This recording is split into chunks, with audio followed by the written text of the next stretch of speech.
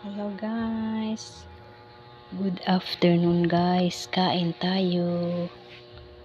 Ito hapunan ko na ito at saka snack pipino, pita bread at kape.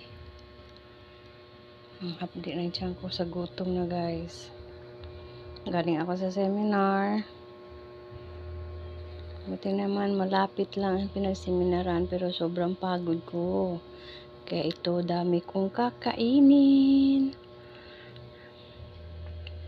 Kain tayo guys. Huwag na kayong mahiya. Ulot na kayo kasi 4 na piraso yung niluto kong pita. Kasi gutom talaga. Tapos isang malaking pipino, pinaghati-hati ko. Tinanggalan ko lang ng buto. Tapos isang cup na